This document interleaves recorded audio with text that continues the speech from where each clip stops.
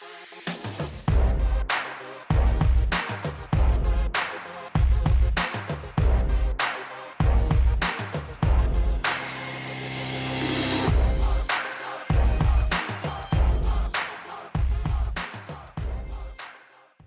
guys, thanks for joining us this week.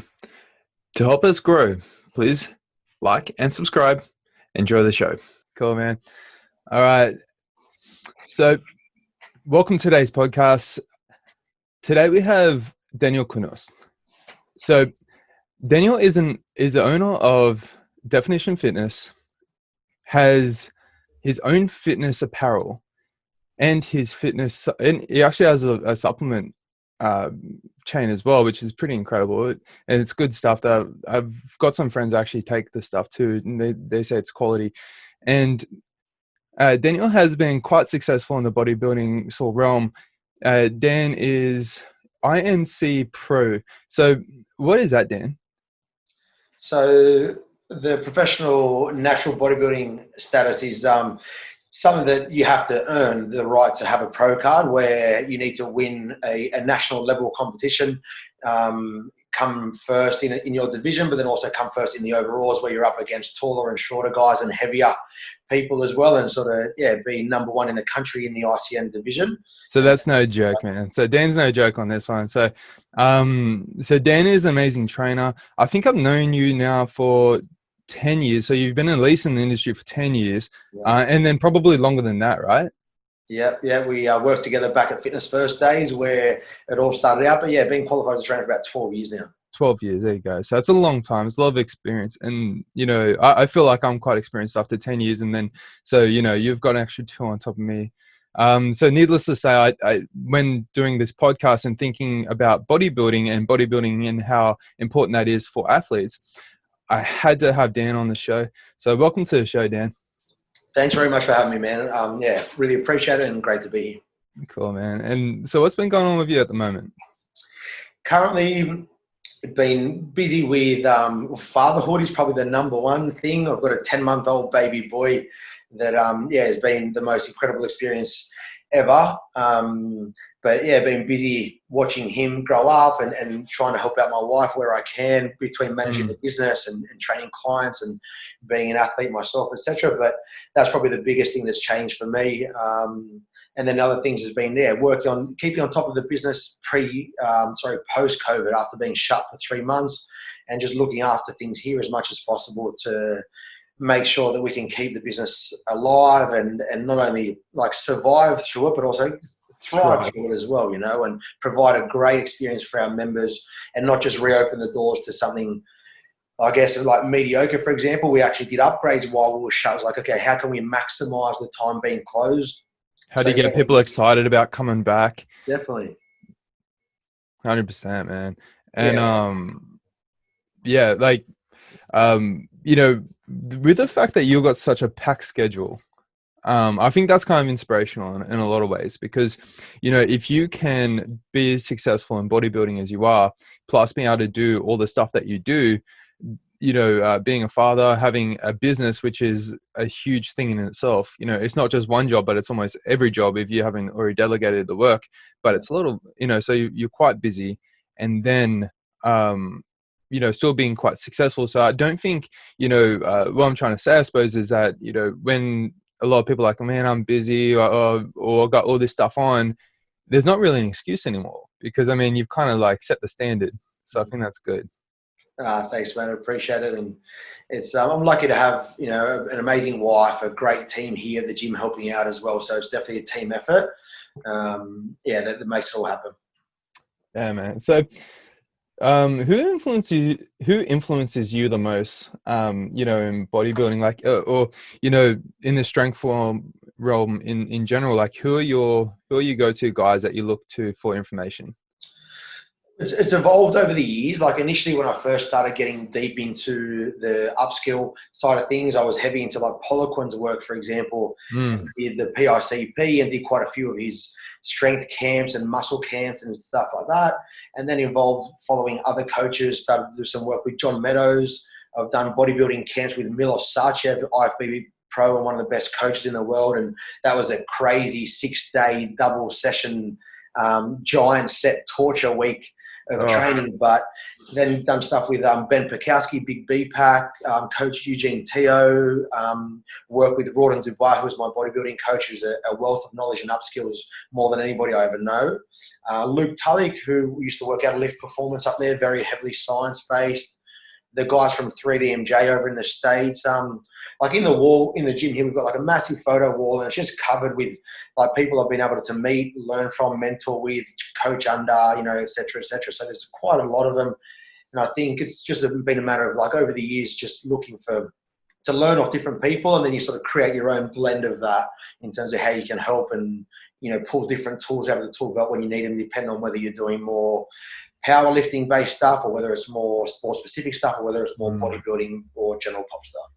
100%. And then like, who would you say right now because I feel the same way. My programs and things kind of change depending on who my influences are at the time. Yeah. But so at the moment, who would you say in the bodybuilding sort of scheme of things, like who are your kind of go-to, who's kind of influenced your stuff right now the most? In regards to bodybuilding, I love following the work of like Eugene Teo in terms of having a bit of a different take on some bodybuilding aspects as well. John Meadows, I love. He's an older bodybuilder, spent so many years getting to get his pro card, finally got it, but his work ethic, the intensity techniques that he uses when he trains, but also he has a very logical approach to training as well that I absolutely love. And they ran a seminar together, Eugene Teo and John Meadows, Mountain Dog, down in Melbourne. We flew down to Melbourne and spent the weekend down there training with the guys. And so I'd say they'd be a couple of the top guys that I look up to around bodybuilding. And what do you think you get from, so those two individuals almost, like if you say like one thing from each? So I think, say with John Meadows, for example, it's a blend of like science-backed principles and methods with like anecdotal in the trenches, you know, that he's accumulated. He's, you know, well into his 40s now, for example, and has been training for 30 years.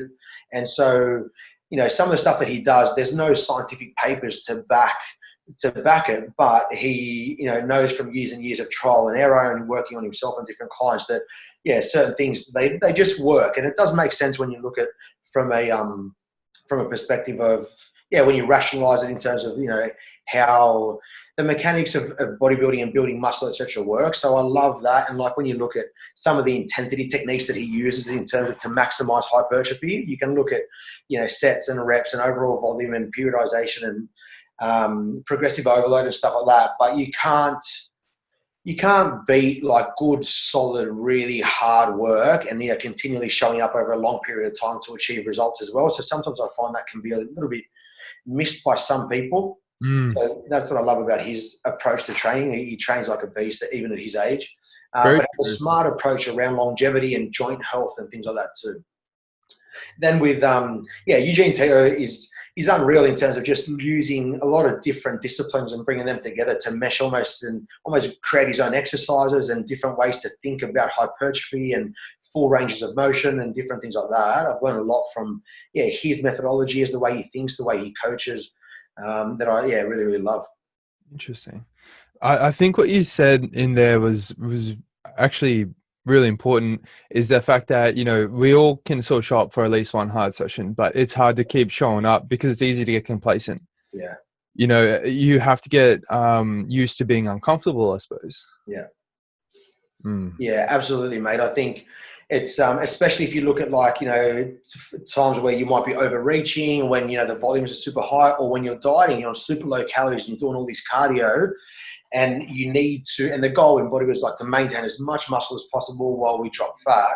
And one of the biggest stimulants to do that is, you know, is training hard, keeping the weight, the intensity high enough to maintain the muscle mass.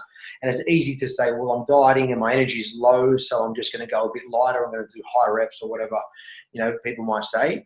But what I found from my own experience and from programming with clients and stuff is that if we really focus on maintaining the intensity day after day, week after week, no matter, even if you're feeling a little bit psychologically drained, a little bit fatigued from dieting, etc., if you can just get in the zone, you know, have good mental strength to show up and put in the work and keep the intensity up, it does an incredible job of maintaining muscle mass and like strength and performance through a prep, for example.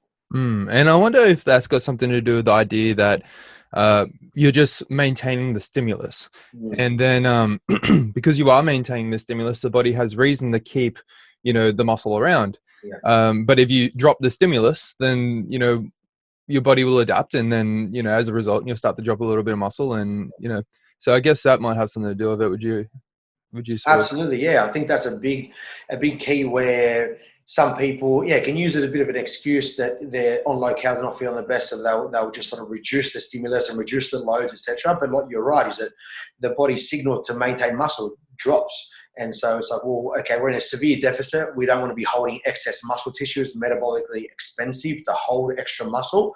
The body's built for survival. So it's going to go, well, I'm just going to get rid of this muscle mass to try to bring me back to homeostasis, coming back to that survival mechanism that we're built for. So unless we're doing everything geared to maintain the muscle, the body is likely to drop some of it for sure. 100%. That makes total sense. So I guess the whole idea of why we're doing this podcast today is because typically we've got athletes and strength and conditioning coaches will be listening to this. And the reason why I want to do something on bodybuilding is not just because it's going to be popular with a lot of the guys listening, but it's because I think it is so fundamental. I think it can really give a great deal of stability, and it's the bedrock for developing strength, which is extremely important for developing sports performance. So if we were having a new guy come in, a new athlete coming into the gym, and they wanted to sort of start working on doing some bodybuilding, what would you say that their main focuses should be when they're sort of first starting up? I think getting the fundamentals, like understanding the fundamental principles that build muscle. And, then like maybe going over, usually I'll chat to people about like some of the misconceptions that might be out there from my experience working with people, chatting to people on the gym floor, etc. Like it's common for guys and girls say to come into the gym and start out, I want to build muscle. And they go, okay. And they start to train like Phil Heath or Kai Green, or they do some, program they've seen online, or, in a video, for example, where it might be like a traditional bro split, and they will start and they'll do an arm day and they'll annihilate their arms with 32 sets, of arms. And so it's just like breaking it down, the fact that, they don't need to train like that. There may be better ways to train where you're inducing less muscle soreness, less damage, higher frequencies, and you're managing fatigue better. You're not, you're less risk of getting injured, just stuff like that, that I think are some of the fundamentals that misconceptions that people can often have. People doing, I find that a lot of people stay away from doing legs because they think they need to do a leg day with, 6 different exercises when they can't get off the floor at the end of the day to start out. They end up sore for a week, or if not injured, then they never want to come back to the gym again, or they don't want to do legs again. So they just avoid it because they've just overdone it. So it's like building a program for them where it's just enough volume for them to build muscle for where they're at as an individual at that point in time. And they can build muscle from, a few sets of leg press initially if they're first starting out. And then if we align that and we can, increase frequency a couple of times a week to get good at those motor patterns and not be too sore, and then just progressively build on that. And then align that with some good nutritional principles around, the most important things. So we need, if we want to optimize muscle gain, we want to be in a calorie surplus. So then we go, okay, let's just get our calories to a high enough point so we're optimizing the recovery, the muscle gain process, if that's the main goal. And then look at, getting enough protein in per kilo of body weight, different macros of carbs and fat intake, etc. But just looking at, okay, what are the most important things first, and then start to focus on the intricacies later on down the track once they're really nailing those basics. Because I think sometimes people put the cart before the horse. So they're worried about meal timing, they're worried about supplements, they're worried about, different things like that, where they don't know, they're not even in a calorie surplus to build muscle yet. Or things like that. What what would you say the main exercises we should be sort of focusing on when we first start up, because we can't just go in and do everything ever.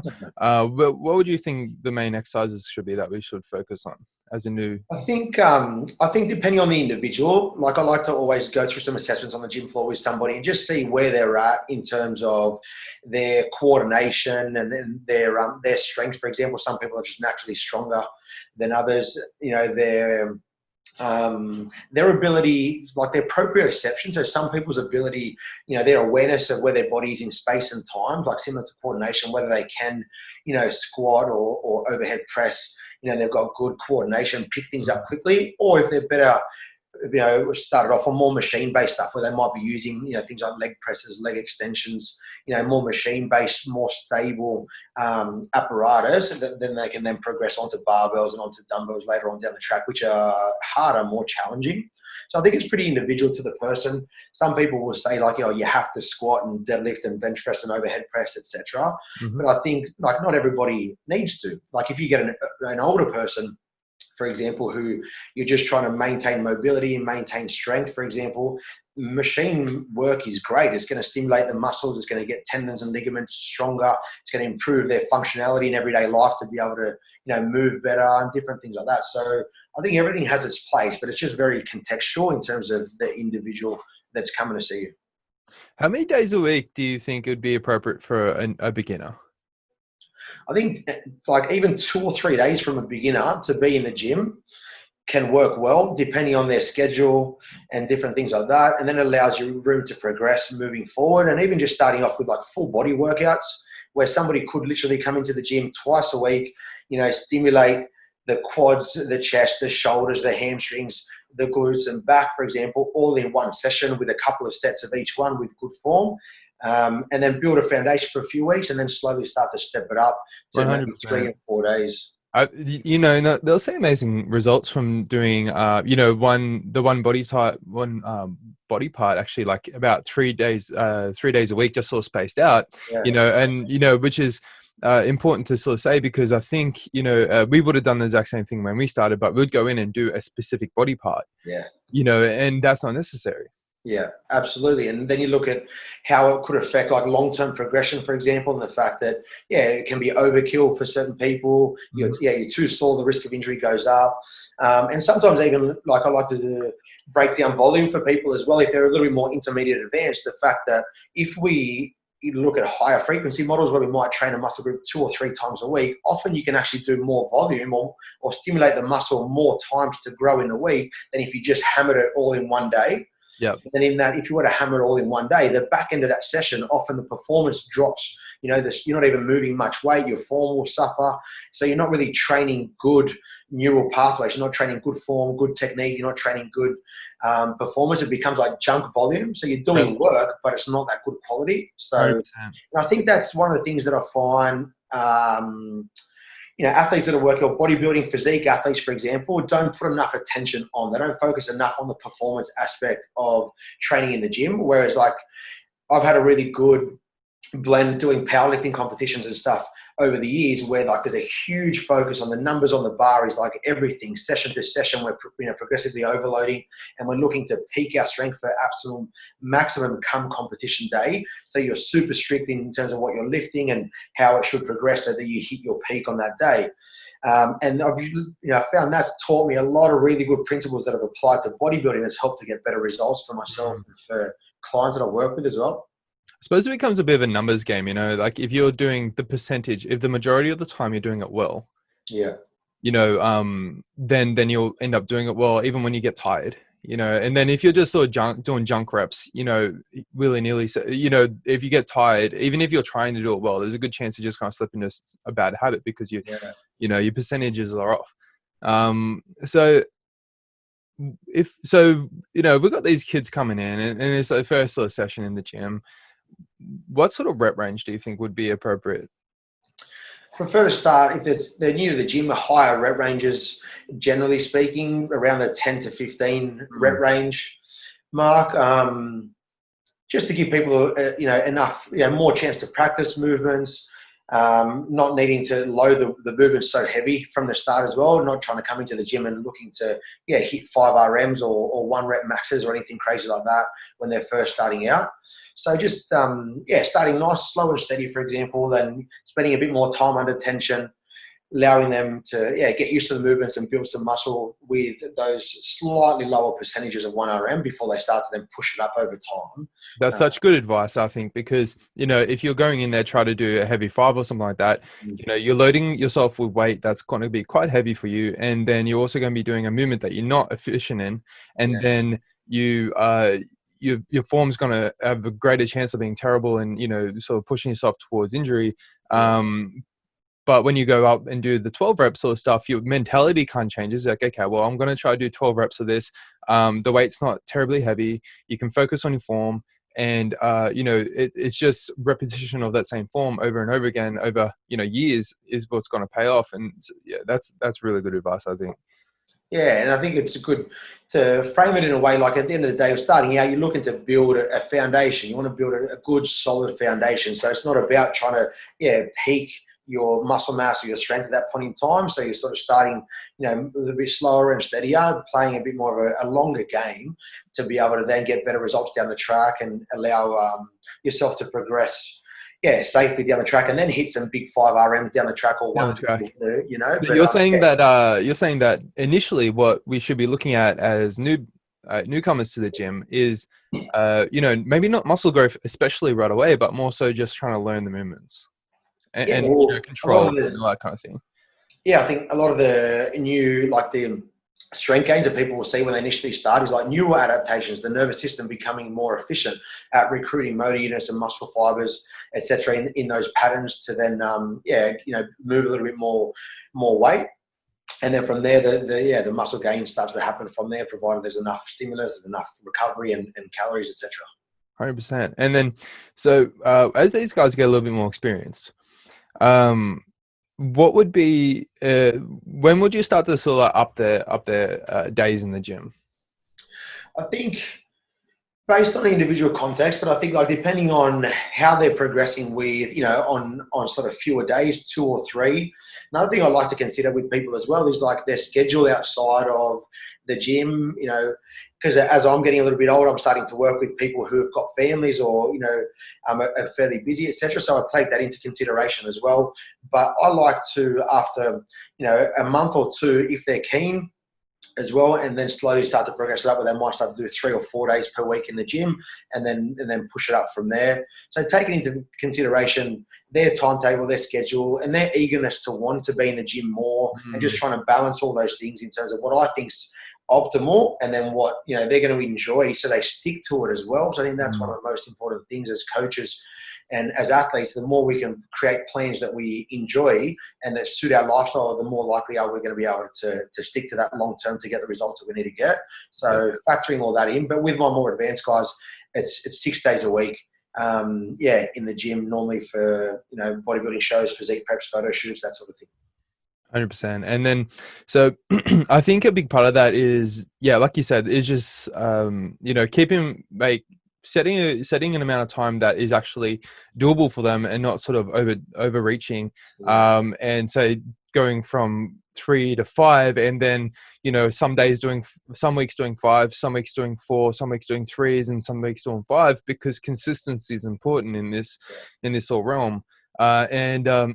If you're setting yourself up to, for too big of a goal, then you're going to see inconsistent results, and that's not great for your motivation as well, because you're probably going to feel like you're letting yourself down. 100%. Yeah, definitely. Setting people up to succeed and to win rather than to fail, and that's a big thing is thinking about. And I like to actually, a lot of times with people, I'll get out and sort of draw graphs for people. So over time, we want to slowly build it up, and like you mentioned, you don't want to be going up and then down and then up and then down, for example, because often, it becomes too inconsistent and it affects the results negatively big time.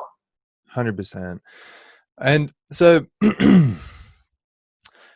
how long do you think it might take for someone to start seeing muscle growth? I think within a couple of months in the gym, let's say in an 8-week period, for example, and beginners will see muscle gain starting to happen in the body. Like I said before, like neural adaptations first, where they're getting stronger. And a big thing comes down to how long somebody's been training, whether they're like, complete beginner or more intermediate to advanced as well, where as we become more intermediate, where we've got maybe a couple of years of training under our belt to advance 5+ years in the gym, etc., it takes a lot longer to see muscle gains in the gym. So it's where like a big patience game comes into it. Another place where I really like to put performance goals, into programs with people. So even if the number one goal is aesthetics, to look bigger and build more muscle, sometimes just looking at yourself in the mirror every day, or getting on the scales every day, or doing scans and body fat and testing like body comp analysis, it's not very motivating because it happens so slowly. So then you can go, okay, let's chase some performance. Let's work on getting better and moving more weight and hitting heavier loads and, maxing new 5RMs or 6s or 8s or lower as well. And in the background, more muscle is being built, but just really slow and steady. But I think I always say to newbies as well, like, enjoy those newbie gains as well. Make the most of it. Don't overdo it, but maximize those gains at the start, because they come pretty good at the beginning, but then it gets a lot harder down the track to keep making gains like that. 100%. I think that's really good, good programming on your behalf, because I think it's, one thing to keep chasing size and keep trying to remeasure all the time. And that's great and very motivating right off the bat, but to understand that that's going to stop, well, not stop, but slow down really, somewhat soon after you start. And then you really got to start the grind. And for people to understand that and just sort of ready themselves for, okay, this isn't going to last forever, and you've got to be in it for the long haul. If you really want to make this thing happen. So I think that's really good advice. So what would you say, what are your favorite methods for building muscle? Favorite methods for building muscle. So I would say like higher frequency training models. I really like, especially because we're having worked with a lot of guys that come to me wanting to build muscle who are doing a traditional bro split, for example, and then going, okay, well, let's try, rather than, once a week frequency, for example, let's go to 2, let's go to 3, for example. And I experienced some great results when I did that, working with my coach in my nationals prep when I won the pro card, etc. We went, he took me to like 2 times a week and then 3 times a week. And then the last 2 months before my shows, I actually did 8 weeks. So 2 months of every single day, 7 days a week, full body workout, full body workout, full body workout. The frequency was 7 days per week, and I'd never gone anywhere near that, for example. And it was really, really interesting, but the results I got in terms of maintaining muscle and losing fat were the best that I'd ever seen, and managed to do pretty well come competition time. So that's something that was a really good learning curve for me. That's an interesting thing, that whole thing, because if you had told probably either of us when we first started the gym that that's what you should do, we'd probably laugh and be like, no, that's, you're not going to get muscle growth that way. Or, you need time for your muscles to recover so they can grow. That's like the old kind of adage or the kind of idea that we kind of I think a lot of us kind of start with in the gym. And that's when that traditional kind of bro split kind of starts, which is where you do, you traditionally I'd say chest on Monday, and then, back on Tuesday and shoulders on Wednesday, and then arms, and then legs is always on Friday, but Friday doesn't always come. So, so if something comes up on Friday.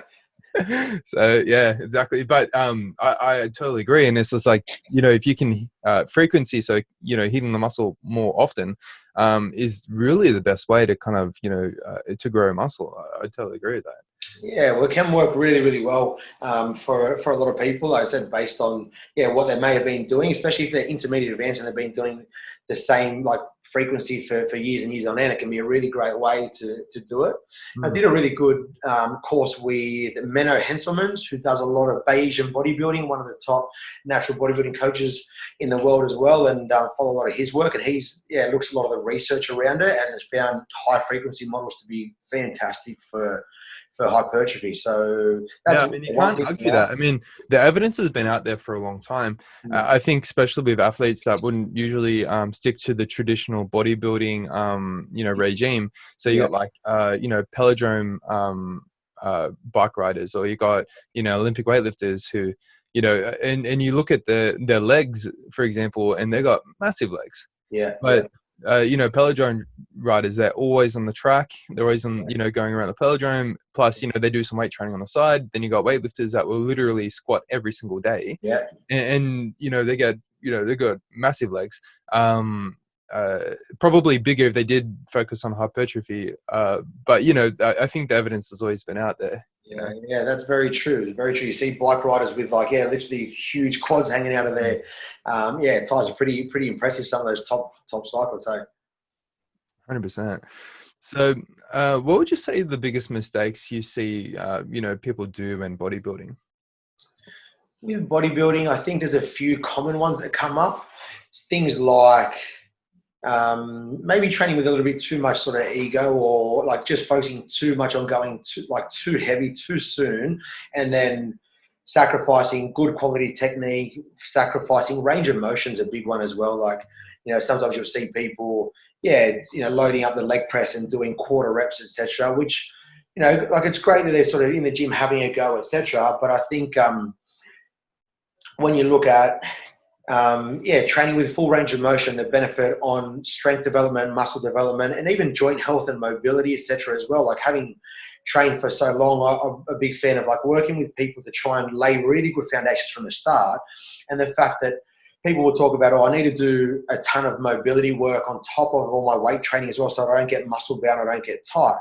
But I believe that if you train with really good movement selection and exercises and really good ranges of motion, you actually improve mobility and have fantastic mobility. Like you mentioned, look at Olympic weightlifters, for example. Some of those guys will squat and, overhead squat and snatch, for example, their ass is almost touching the floor. And they probably do some mobility as well. But snatching every day, is a big part of why they're so mobile, right? 100%. So I think things like that. And then, like I said before, probably some of the misconceptions I started on earlier, where it's like getting too caught up in what supplements are going to get you bigger, or what magic exercises as well. And then not looking at the main principles is how much volume are you doing? How much frequency have you got across the week? What's your recovery like? How much volume are you doing per session? All these different little factors that sort of come into it. Not understanding those and focusing too much on following programs of an IFBB pro they might have found online. 100%. And so there's about 3 things I want to touch on there. One is the ego lifting when you first start. It's real, Like, I remember when I first started, I was definitely very self-conscious because, 1, I didn't know what I was doing in the gym. 2, I was worried about, what everyone was thinking about me, and then how much weight I was lifting. So I would just try to lift the heaviest dumbbell I could, not knowing any technique, and just sort of just trying to keep up with the guys around me. And I really suffered from that later on. I had deficiencies in certain muscle groups and all this kind of thing, because I didn't actually just focus on doing everything well, and then slowly building up. Yeah, so I think that there's a lot to be said about that. And then what was the other thing I was going to talk that you said before? So I don't know, but I think that's one of the biggest ones, because that's going to be the immediate thing when a new kid or a new person comes in the gym is exactly that. They're going to be worried about people looking at them, but people aren't really looking at you unless you're doing something absolutely crazy, so I think if you can sort of keep that in mind, just go into the gym and then just start to really focus, and do ask for help if you can, because the sooner you can get better technique and focus on maintaining that technique as you slowly increase on weights, the better off you're going to be. Yeah, absolutely. I think, like we said, it's getting a good foundation, starting off the right way can shortcut results for, take a lot of years off. And that's something I like about coaching other people as well. It's like, look, I've made all these mistakes in the past. Let me show you a better way, that we can fast track your results and less injuries and things like that along the way. Yeah. And it's almost, you get this bit of a jealousy thing, because sometimes you guys will progress so much faster than you do when you're actually, that was the other thing I was going to bring up. What would you say, in your opinion, because there is a lot of emphasis being put on supplements when you first start in the gym? Because I talk to my kids, because I get a lot of kids coming in, and they'll come work with me. Our focus is a little bit different to what their friends' focuses are going to be, because my kids are athletes. They're going to be trying to get them better for their sport. Yeah. And their friends are just going to go to the gym, who may also play sport, but just go to the gym and just do, sort of bro workouts or whatever. And, my clients will be asking me is like, oh, my friend's actually taking, what was it? Jacked or something like that, some sort of pre-workout. Should I be taking it? And I'm like, nah, man, probably not at this stage. But what would you say, just to sort of put this whole thing to perspective, supplementation, what does that, on the great scheme of things, sort of make up in your gains in bodybuilding? Mate, I think it's a really, really small piece of the puzzle. And I always like to refer back to like the nutrition and strength pyramid that Eric Helms put together. A really good body of work, and basically a good visual as well, where there's like a big pyramid. And there's one for training and there's one also for nutrition as well. Like the nutrition one looks at calories first, and then it goes into macros, and then it goes into micros and fiber intake, and then it goes into like meal timing and meal frequency, and becoming less and less important or less impactful on the result. And then right at the top of that one is supplementation. That's the smallest contributor to somebody's results. And right down the bottom before any of that is adherence, being able to stick to the plan or whatever it is that you're putting together for a long period of time to get the result out of it. So I actually like to draw that up for people. I teach it to the guys at the start of our challenges or when we start programs with people as well, because I think it's a good visual to understand it, because a lot of people come in and they go, okay, what about this supplement? And I was like, okay, whoa, you've just jumped over like, 4 or 5 other fundamental principles that are way more important, and you're worried about, a supplement, or sort of thinking about a supplement is going to get you a result. So I think it's only a small percentage of the results. They can play a role in, things like creatine and, multivitamins and just some basic fundamental supplements that can help. But I think most of, we really should be focusing on, other things way before we get too worried about that and spending money on that as well. And sometimes it comes at the cost of other things. So it's like, I'm going to take this supplement and maybe, my training can be a little bit half-assed, but they're expecting results because of this supplement, and because the marketing can be really, really good around it. And there's a huge bodybuilder on the packet, or there's ads around it for, from people that have got incredible results, or there's social media influencers that have been training for 20 years and they're, on all the gear, and they take a photo with this supplement because they're getting paid to do so. But these people don't know that. And, they think they're going to look like this person soon because they're endorsing on social media, for example. So it's just highlighting those things and just bringing that awareness to people, the fact that, supplements play a very, very small role in the big scheme of things. So let's focus on what really matters and nail that stuff and get good at that and put emphasis there, and then allow you to get better results. And then maybe sprinkle some supplements on top once everything else is nailed. 100%. The problem with this whole shtick is the fact that you can't make the most important thing, which arguably is just consistency. Because at the end of the day, if you're just consistent and never gave up, even if your technique was trash and all this stuff wasn't good, the fact that you're consistent means that you're more likely to actually improve those things over time. So it's just, I'd say consistency is maybe one of the most important things, but it's hard to make that look attractive. Yeah. Try to market that. Try to package that. It's freaking impossible. It is very tough. Yeah. The mentality these days, especially with, social media and us wanting everything so quickly, for example, and, instant delivery and, being able to order food without getting off the lounge and all these different things, is gearing our mindset towards, being very impatient, isn't it?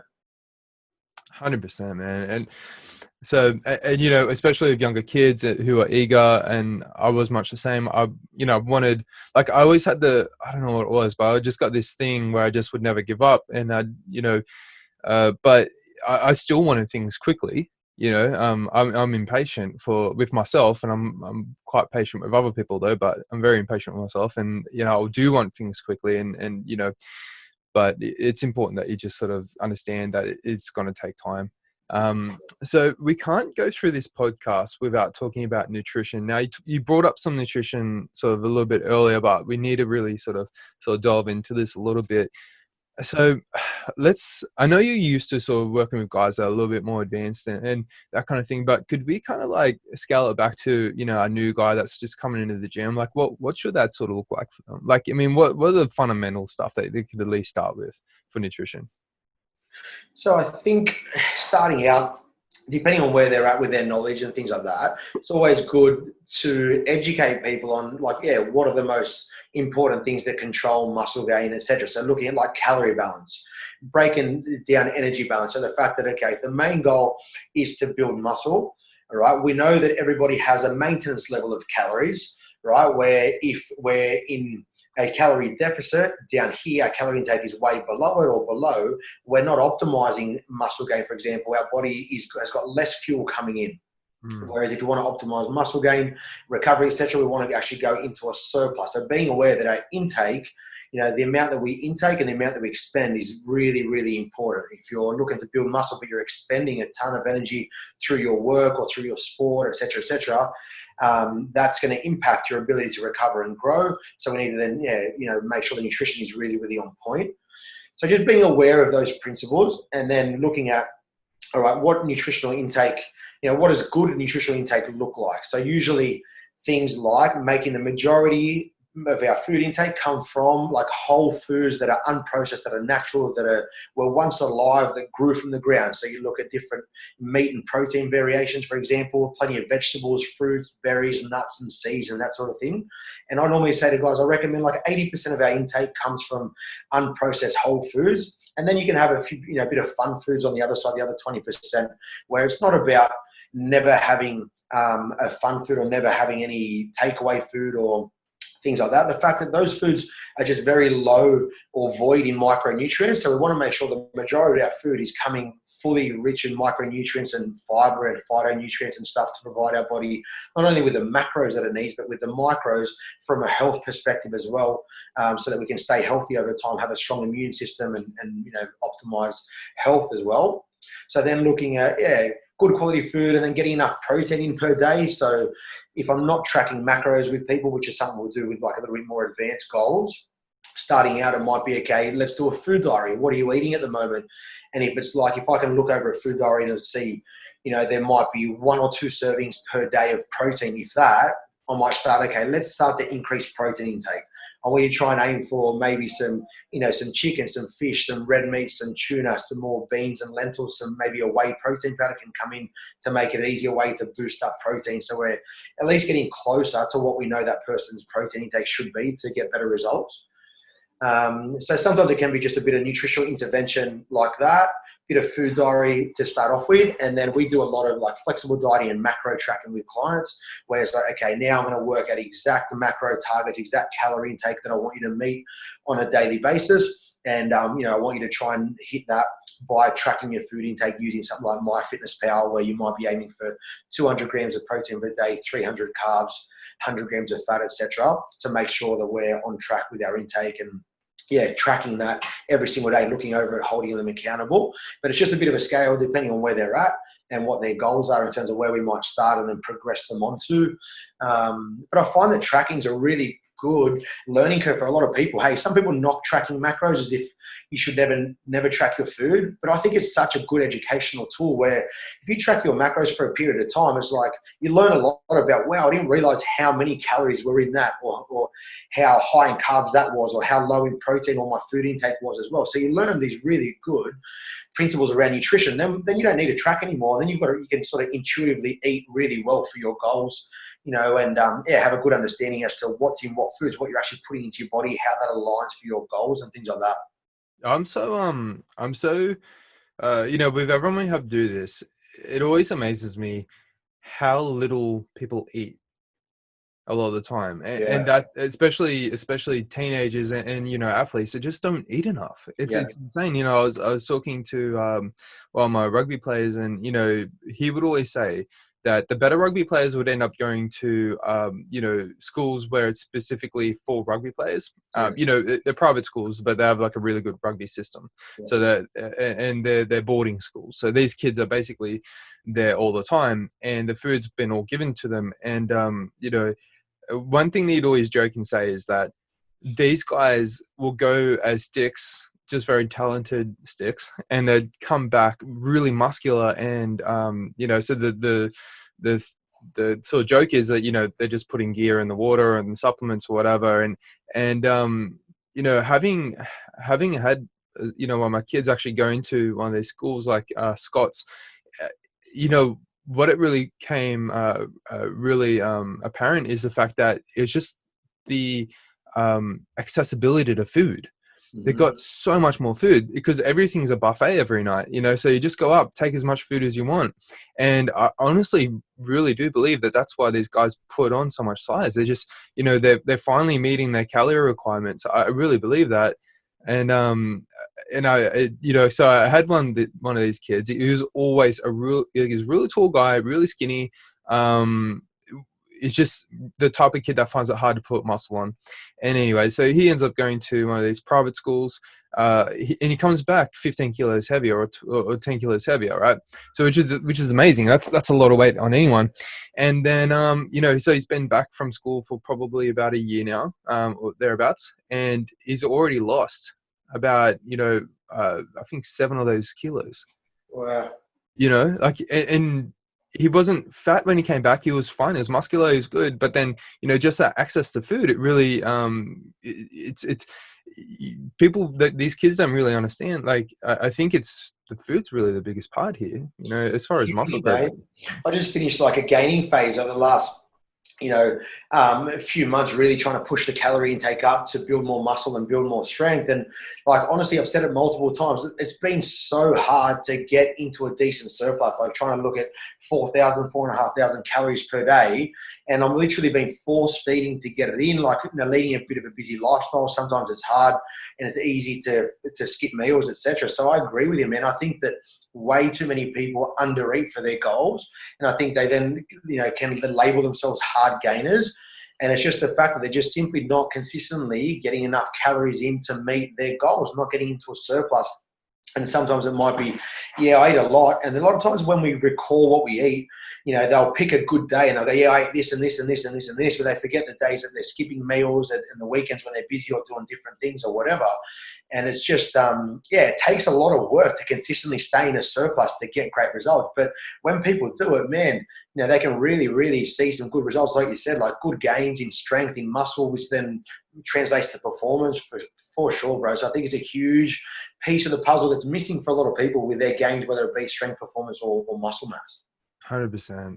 It is. It always surprises me, and it's crazy. And because kids are probably a little bit sporadic. When you're about 15, 16, 17, 18, you've got a lot going on, and it's hard to be like, okay, I'm gonna. For some of these kids, it's a little bit hard. Like you kids, like you said, like you could skip lunch quite easily or breakfast, and then before you know it, you've really not eaten much all day. Or you just forgot your lunch at home or some crap like that, and that could happen. And then, one other thing is like, you could be, a lot of these kids are going to school with sandwiches, and I'm like, okay, that's cool. But like, what did you eat when you're in kindergarten? And they're like, a sandwich. And how old are you now? You're like 15, 16, you're still eating a sandwich? That's a kindergartner's lunch, man. Let's go. Go pick this up. So, like, I think, like you said before, like trying to increase your whole foods. So even if it was something as simple as, having whatever you had for dinner, for lunch the next day, that's at least a step up. If you had meat and vegetables for dinner last night, have that again for lunch. That'd be a really good sort of way to sort of go about, getting in at least some quality foods. And if you did that the majority of the time, that's going to make a really big difference. Yeah, definitely. I think that's a great tip, hey, because a lot of people do tend to, for a lot of people that I've found as well over the years, is that might be one of their only good quality protein sources will be dinner, where they might have a steak or a chicken, chicken breast or a piece of fish or whatever it might be. So it's like, okay, we need more of those meals in your day, so let's just make a bit extra, save something the next day, and boom, you've got a bit of meal prep done for you, hey.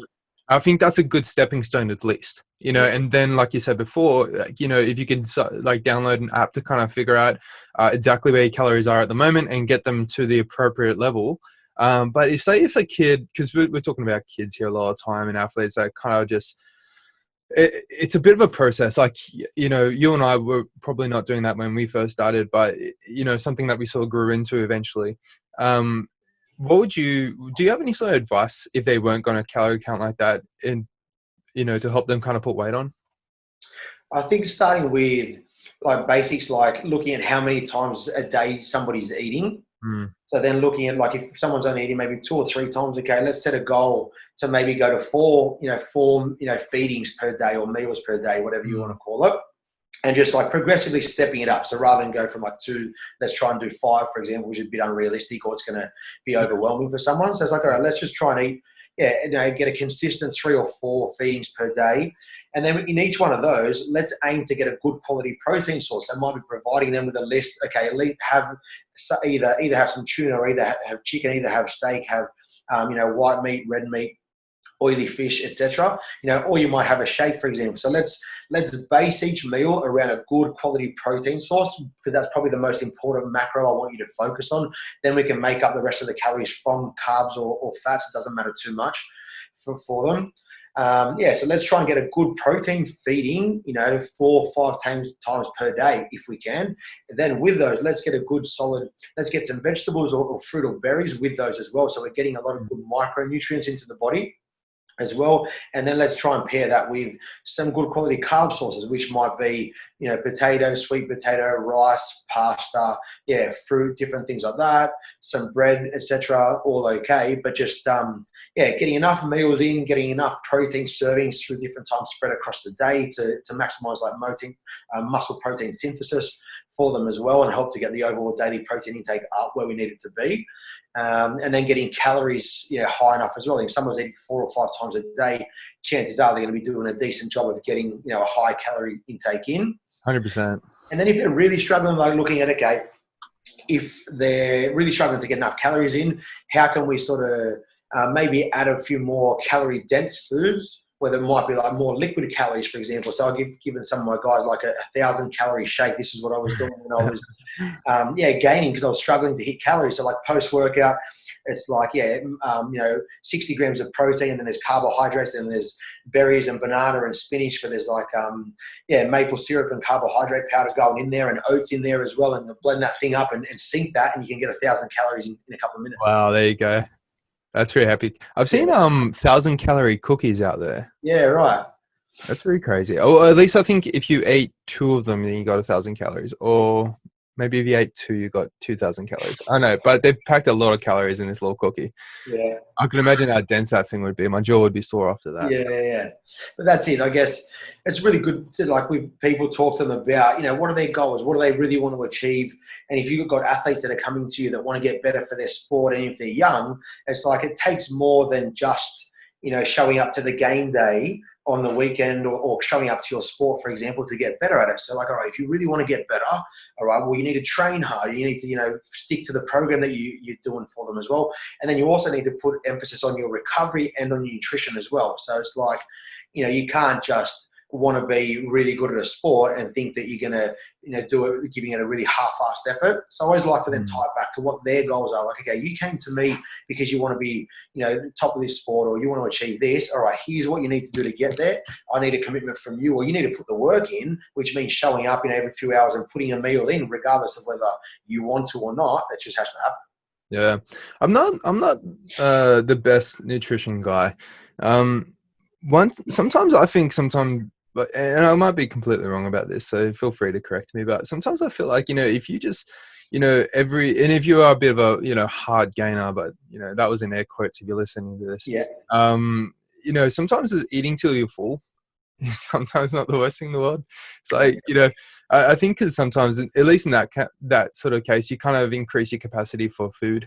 At least that's what I find. So, like if I've been like on low calories, and then my kind of ability to eat a meal is kind of like is gone down a bit. So then if I just sort of eat till I was full, I found that I was able to I've sort of reached my sort of not full, but like I'm the least satisfied, and I'm like, okay, well, I don't think I could really eat much more than that. Then that's kind of where I stop, and then I find that my capacity for eating higher amounts of foods sort of grows, and I find that kind of helps too. I don't know, that's a bit of a small tip, but it's something to think about, I guess.